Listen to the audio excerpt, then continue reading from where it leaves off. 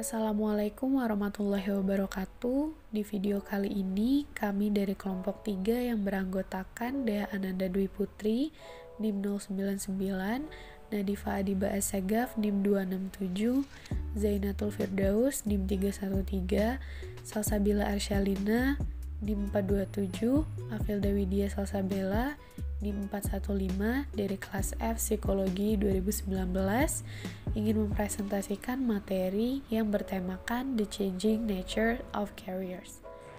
Pandemi virus corona telah mengakibatkan lumpuhnya sektor ekonomi hingga berimbas pada pemutusan hubungan kerja bagi beberapa karyawan di industri atau perusahaan yang terdampak.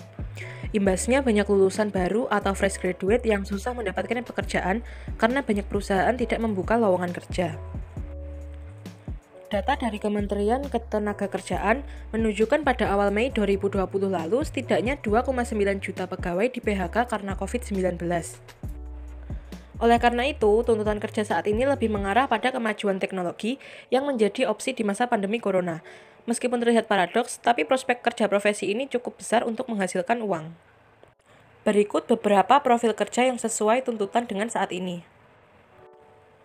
Yang pertama ada tenaga kesehatan. Tentu profesi yang satu ini paling dibutuhkan sebagai penolong pasien terinfeksi COVID-19. Bahkan, saking banyaknya kebutuhan, pemerintah membuka peluang khususnya bagi relawan kesehatan untuk mendaftar.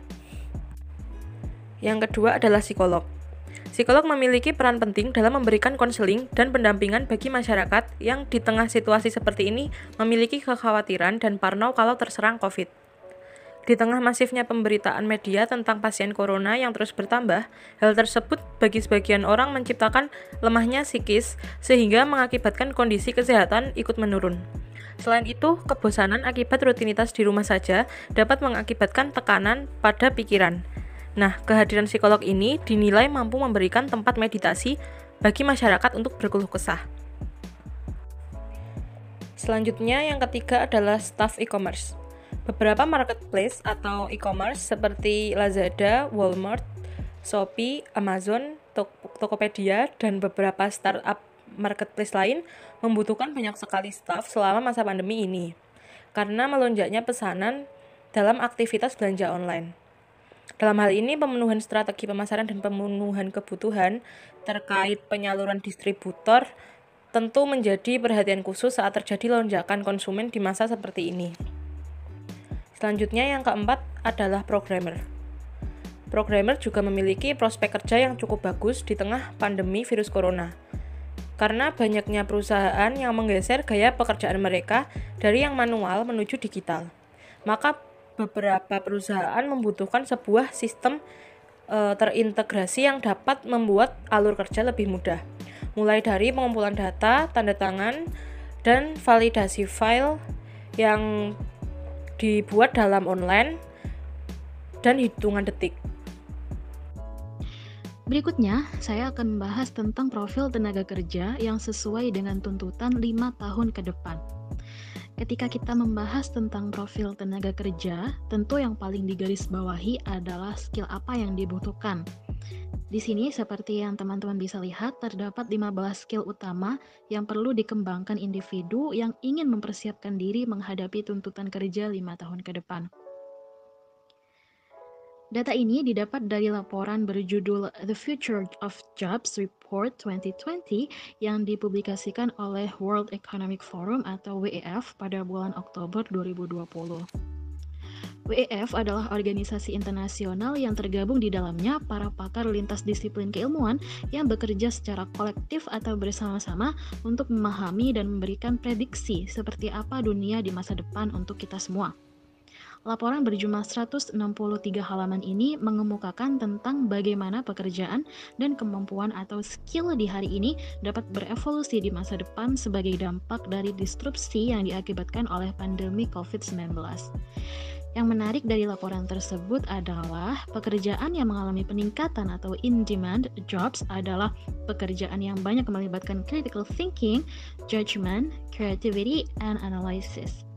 Sedangkan pekerjaan yang mengalami tren penurunan demand adalah pekerjaan yang berkorelasi dengan repetitiveness atau suatu hal yang sama yang dilakukan, suatu aktivitas yang sama yang dilakukan secara berulang-ulang atau repetitif simplicity atau kesederhanaan sebuah aktivitas, dan lack of critical thinking atau kurangnya penggunaan critical thinking dalam melakukan sebuah tugas. List ini didapatkan dari survei, maksudnya diperoleh dari survei yang bernama Future of Jobs Survey yang dilakukan oleh WEF kepada responden di Indonesia, di mana responden ini akan diajukan pertanyaan yang berbunyi, keeping in mind the task that will be performed by the key roles in your organization. In the 4 years, will you expect an increase or decrease in the use of the following skills by individuals? Jadi, pada intinya, responden akan diminta untuk memilih skill yang menurutnya mengalami peningkatan atau penurunan urgensi pemakaian di organisasi masing-masing. Jenis-jenis skill yang digunakan didasarkan pada klasifikasi skill dari ONET atau Occupational Information Network yang merupakan klasifikasi paling luas dan dihormati pada jenisnya saat ini. Dari jawaban para responden tersebut dibuatlah list ranking 15 skill utama yang dibutuhkan yang diurutkan berdasarkan frekuensi dari 1 sampai 15. Saya akan menjelaskan 5 kemampuan utama yang berada di ranking paling atas nih. Selebihnya dapat teman-teman baca dan pelajari sendiri ya. Yang pertama ada creativity, originality atau keaslian, dan inisiatif, yaitu kemampuan seseorang menginisiasi atau mencipta sesuatu yang punya nilai keaslian atau originalitas menggunakan daya kreatifnya. Yang kedua adalah complex problem solving, yaitu kemampuan seseorang untuk memecahkan persoalan yang kompleks. Yang ketiga ada active learning and learning strategies, yaitu kemampuan seseorang untuk belajar secara aktif dan mengembangkan strategi belajar yang efektif untuk dirinya. Yang keempat ada emotional intelligence atau kecerdasan emosional seseorang, yang termasuk di dalamnya adalah kemampuan individu untuk mengelola dan menempatkan emosinya secara baik. Dan yang kelima adalah analytical thinking and innovation, yaitu kemampuan individu untuk berpikir analitis dan membuat sebuah inovasi. The blurring of boundaries. Blurring atau samar dapat menjadi celah antara dua hal ekstrim, yaitu di mana semuanya terdefinisi ataupun tidak ada yang terdefinisi sama sekali. Batas ada untuk dikaburkan, karena bahkan jika kita melompati batas, kita akan tetap dibatasi oleh batas baru yang baru saja dimasuki. Oleh karena itu, pengaburan memberikan kita keleluasaan interpretasi untuk bergerak ke tempat yang kita inginkan. Jika ada batasan tajam terhadap apa yang kita lakukan, kita dapat mencoba untuk mengeksplor dan mengaburkannya. Karena saat sesuatu mulai mendefinisikan kita, maka batasan tersebut akan muncul. Contohnya yang pertama, blurring your role boundaries atau mengaburkan batas peran. Jika peran kita didefinisikan dengan sangat baik dan jelas, maka hal tersebut kadang dapat menyesakkan. Akan sulit untuk melatih kepribadian dan kemampuan kerjasama diri sendiri. Mengaburkan batas peran menyiratkan bahwa kita melangkah keluar dari batas dan mengizinkan orang lain melangkah ke dalam teritori kita. Ambiguitas yang diciptakan ini sangat dibutuhkan untuk mengembangkan kreativitas dan inovasi individu dalam dunia kerja. Mengaburkan batas peran juga dapat berlaku di rumah, di mana anggota keluarga tidak mengikuti batas peran yang memang sebelumnya ditentukan. Kemudian yang kedua ada blurring the boundaries between professional dan personal life atau mengaburkan batas antara profesional dan kehidupan pribadi. Batas yang terlalu kuat di antara keduanya menyiratkan bahwa individu tersebut tidak autentik di salah satunya, baik di lingkup profesional maupun kehidupan pribadi. Kita bukanlah diri sendiri kecuali kita membawa kedua hal tersebut, di mana hubungannya tidak dapat dipisahkan. Jika kita menyukai pekerjaan kita, maka pekerjaan itu juga akan bersifat pribadi, yaitu sebagai hobi atau passion. Namun fleksibilitas seperti ini juga dapat dilihat sebagai kerugian untuk sebagian orang karena bercampurnya dunia pekerjaan dengan urusan rumah. Orang-orang yang tidak bisa atau tidak biasa dengan kehidupan seperti ini tentunya akan kewalahan dan merasa tidak bebas. Selanjutnya ada blurred ownership atau kepemilikan yang kabur. Rasa kepemilikan terkadang dapat membuat individu sombong atau arogan. Rumah, mobil, uang, bahkan reputasi yang dimiliki dapat membuat kita rentan terhadap rasa takut akan kehilangan. Namun apabila kita mengaburkan konsep kepemilikan ini dan melihat diri kita sebagai penjaga, kita dapat menjadi individu yang lebih terbuka dan rendah hati. Sama halnya dengan dunia industri atau organisasi. Terkadang rasa kepemilikan terhadap pekerjaan tersebut dapat membuat kita seolah terikat dan bertanggung jawab, di mana tidak sepenuhnya buruk jika dilihat dari sudut pandang lain.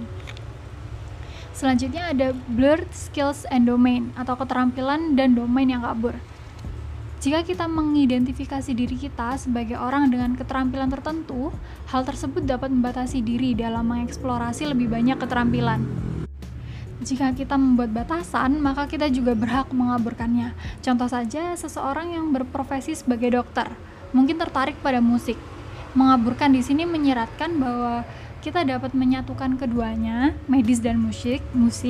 Kemudian hal ini berkembang menjadi sesuatu inovasi baru, seperti terapi musik misalnya. Kemudian yang terakhir ada blurred goals atau tujuan yang kabur. Pada umumnya, para ahli menganjurkan untuk membuat atau menentukan tujuan yang jelas. Meskipun hal ini dapat menciptakan suatu fokus, tetapi disitulah batasannya. Hal ini mendorong kita untuk mengabaikan pilihan alternatif apapun, dan terkadang fokus yang tak tergoyahkan bisa juga merugikan, sehingga kita dapat tetap menggunakan tujuan awal yang kita pilih sebagai penunjuk arah, namun juga tetap membuka pilihan lain yang bisa saja merupakan ide yang lebih baik bagi kita di masa depan. Untuk yang selanjutnya, saya akan menjelaskan mengenai outsourcing. Outsourcing berasal dari bahasa Inggris yang diambil dari kata out yang berarti luar dan source yang berarti sumber. Dalam bahasa Indonesia, outsourcing lebih diartikan sebagai alih daya atau yang istilah lainnya juga disebut contracting out yang berarti pemindahan operasi dari perusahaan ke tempat lain. Kalau dalam psikologi industri, karyawan outsourcing adalah karyawan kontrak yang dipasok dari sebuah perusahaan penyedia jasa tenaga alih daya. Kalau dalam hukum ketenagakerjaan, outsourcing disebut juga sebagai perjanjian pemborongan pekerjaan, sebagaimana yang dinyatakan pada pasal 64 Undang-Undang Nomor 13 Tahun 2003, bahwa perusahaan dapat menyerahkan sebagian pelaksanaan pekerjaan kepada perusahaan lainnya melalui perjanjian pemborongan pekerjaan atau penyediaan jasa pekerja atau buruh yang dibuat secara tertulis. Kalau menurut Libertus Jehani, outsourcing merupakan bentuk penyerahan pekerjaan tertentu dari suatu perusahaan kepada pihak ketiga yang dilakukan dengan tujuan untuk mengurangi beban perusahaan tersebut. Nah, definisi yang dikemukakan oleh Libertus Jehani ini lebih rinci jika dibandingkan dengan definisi lain. Kenapa? Karena sudah mencakup para pihak, perjanjian kerja, dan tujuan dari outsourcing itu sendiri. Jadi, outsourcing adalah suatu bentuk perjanjian kerja antara perusahaan pemberi kerja dengan perusahaan penyedia tenaga outsourcing, di mana perusahaan pemberi kerja meminta kepada perusahaan penyedia tenaga outsourcing untuk menyediakan tenaga kerja yang diperlukan untuk bekerja di perusahaan pemberi kerja tersebut, disertai dengan membayar upah atau gaji tertentu sesuai dengan yang diperjanjikan para pihak. Menurut Stone, keuntungan dari outsourcing sendiri adalah yaitu untuk meningkatkan fokus bisnis inti, menghemat biaya, meningkatkan kualitas, akses pada perkembangan teknologi, dan juga mengurangi pengaruh serikat kerja. Ada juga beberapa kerugian yang timbul akibat praktek outsourcing ini, diantaranya yaitu ada hilangnya kontrol manajemen karena sangat sulit mengawasi pekerja dari luar perusahaan dibandingkan dengan pekerja yang berasal dari perusahaan itu sendiri. Lalu sering juga adanya biaya yang tersembunyi yang sangat sulit untuk dihitung atau dipersiapkan, termasuk biaya hukum yang berhubungan dengan kontrak. Lalu juga dapat mengancam keamanan dan kerahasiaan perusahaan, kehilangan fleksibilitas akibat perubahan kondisi usaha, kontrak jangka panjang yang tidak menyenangkan, kehilangan kompetitif, masalah-masalah pembaruan kontrak, dan kesalahpahaman dalam memahami kontrak. Di sini saya Sabrina Galuh, NIM 437 akan menjelaskan tentang alternative work arrangement. Alternative work arrangement adalah pengaturan kerja yang mencakup jadwal kerja yang fleksibel, pembagian kerja satu posisi antara beberapa karyawan, dan memiliki lokasi kerja yang tetap. Di sini ada jam kerja yang fleksibel. Di sini karyawan harus bekerja dalam waktu tertentu setiap minggunya, tetapi ada batas tertentu bebas untuk mengubah jam kerja. Kelebihan dari jam kerja yang fleksibel adalah berkurangnya ketidakhadiran, meningkatnya produktivitas, sedikitnya biaya lembur. Lalu kemacetan lalu lintas makin menurun, peniadaan keterlambatan, meningkatnya kepuasan kerja. Untuk kekurangannya sendiri adalah jam kerja ini tidak dapat diterapkan pada semua jenis pekerjaan. Yang kedua, ada pembagian kerja. memungkinkan dua individu atau lebih untuk membagi pekerjaan. Kelebihannya, bagi suatu perusahaan atau organisasi, pembagian pekerjaan dapat berpeluang untuk menggunakan bakat lebih dari satu individu pada satu pekerjaan. Bagi karyawan, pembagian pekerjaan ini meningkatkan fleksibilitas dan motivasi serta kepuasan. Untuk kekurangannya sendiri adalah perusahaan kesulitan untuk mencari tim yang cocok untuk bisa menyelaraskan kerumitan pekerjaan yang baik.